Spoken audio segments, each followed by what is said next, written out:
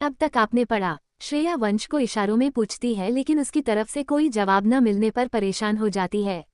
अब आगे, जब श्रेया वंश की तरफ देखती है और उसे कोई ऐसा पॉजिटिव रिएक्शन नहीं मिलता तो वो परेशान हो जाती है। अब दोनों परिवार के सदस्य एक दूसरे से कुछ बातें करते हैं और हंसने लगते हैं। इधर नैना और श्रेया दोनों ही बहुत परेशान होती हैं कि क्या नैना को अपने मनपसंद लड़के से शादी नहीं करने को मिलेगा। इधर घर वाले बहुत खुश रहते हैं। घर वाले कहते हैं कि चलो अब लड़का लड़की एक दूसरे को पसंद कर ले तो समझो ये रिश्ता पक्का है। अब दोनों को अकेला छोड़ दिया जाता है।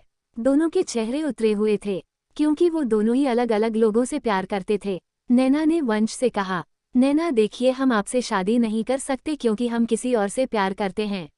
वंश के चेहरे पर हल्की मुस्कान आई। वंश, नैना जी, मैं खुद ये शादी नहीं करना चाहता।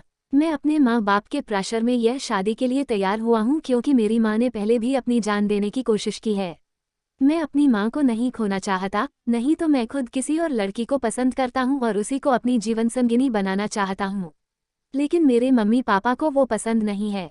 मम्मी पापा जिद पे अड़े हैं कि मैं उस लड़की से शादी ना करूँ, नहीं तो वो अपनी जान दे देगी। इसलिए मजबूरी में मुझे ये शादी करनी पड़ रही है। नैना परेशान होकर कहती है, नैना, वंश जी, मैं खुद ये शादी नहीं करना चाहती क्योंकि मैं किसी और को पसंद करती हूँ। ये सुनते ही वंश का चेहरा खिल उठता है। उसने नैना से कहा, वंश, नैना जी, आपने मुझे ये बात पहले क्यों नहीं बताई? जब हम दोनों ही अलग अलग लोगों को पसंद करते हैं तो हम शादी के बाद कैसे एक दूसरे के साथ खुश रह सकते हैं? हम शादी प्रेशर में आकर कर भी लेते हैं तो हम खुश नहीं रह पाएंगे। इस तरह चार चार जिंदगियां खराब हो जाएगी। नैना और वंश तय करते हैं कि वो ये शादी नहीं करेंगे और बाहर जाकर अपनी माँ को इस रिश्ते के लिए मना कर देंगे और जब कारण पूछा जाएगा तो बोल दिया जाएगा कि वह दोनों किसी और को पसंद करते हैं। इधर कबीर को श्रेया का चेहरा बार बार परेशान करता है। वो इस एक्सीडेंट को सोचता है और मुस्कुराता है। शायद कबीर को श्रेया से प्यार हो गया था, तभी उस दिन से श्रेया का ख्याल कबीर को परेशान करने लगा। वो रोज श्रेया का नंबर अपने फोन के स्क्रीन पे लिखता और मिटाता। इधर वंश और नैना बाहर जाकर इस रिश्ते को मना कर देते हैं। श्रेया घबराई हुई थी कि क्या होगा। अब जब परिवार के सदस्य वजह पूछते हैं तो वंश कहता है कि मुझे ये लड़की पसंद नहीं है। नैना की माँ नैना से पूछती है, नैना की माँ, क्या हुआ? ये लड़का ऐसा क्यों बोल रहा है? नैना, श्रेया और उसकी माँ थोड़ा किनारे हट के बात करते हैं। नैना बोलती हैं, नैना माँ, मुझे शादी नहीं करनी, और रोने लगती है। तब उसकी माँ पूछती है, नैना की माँ, क्या बात है? नैना रोती रहती है। तब श्रेया कहती है, श्रेया आंटी जी, मैं बताती हूँ। दरअसल नैना दी किसी और को पसंद करती है और उसी से शादी करना चाहती है। वो लड़का बहुत अच्छा और वेल सेटल्ड है, छोटा परिवार है। नैना दी बहुत खुश रहेगी। और एक बात आंटी जी, आप जिस लड़के से शादी करवाने जा रही हैं वो किसी और लड़की से प्यार करता, तो क्या आप चाहेंगी कि नैना दी को अपने हक का प्यार न मिले? इस तरह वो खुश नहीं रह पाएंगी।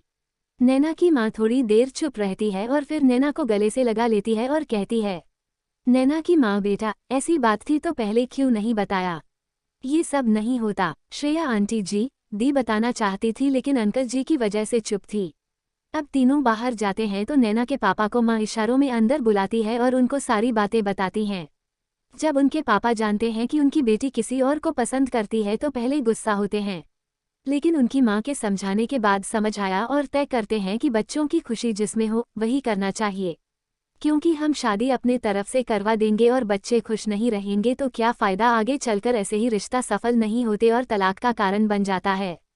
तभी वो दोनों बाहर आकर लड़के वालों से माफ़ी मांगते हैं कि हम ये रिश्ता नहीं सकते और उनको भी समझाते हैं कि बच्चों की खुशी में अगर हम अपनी खुशी ढूंढेंगे तो परिवार में खुशी रहेगी। वंश की माँ को भी एहसास होता है कि वो गलत कर रही हैं अपने बेटे के साथ। वो भी वंश की शादी इशिता के साथ कराने के लिए तैयार हो जाती हैं। तभी लड़के वाले खुशी खुशी वहां से विदा लेते हैं और अपने घर चले जाते हैं।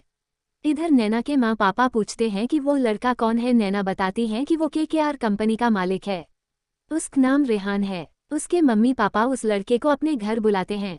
रेहान जो बाहर गया था किसी काम से, वो वापस आता है। दूसरे दिन रेहान और उसके दोनों दोस्त कबीर और रोहित भी साथ आते हैं। नैना के मम्मी पापा उनका स्वागत करते हैं और उनसे ढेर सारी बातें करते हैं। तभी नैना की माँ श्रेया को आवाज लगाती है, नैना की माँ, बेटा, चाय ले आओ। तब श्रेया ब्रेकफास्ट लेकर बाहर आती। तब जो हुआ वो बहुत ही मजेदार था। श्रेया नैना का ये रिश्ता होने से बचा पाएगी या नहीं, ये सब जानने के लिए कहानी का अगला भाग जरूर पढ़ें।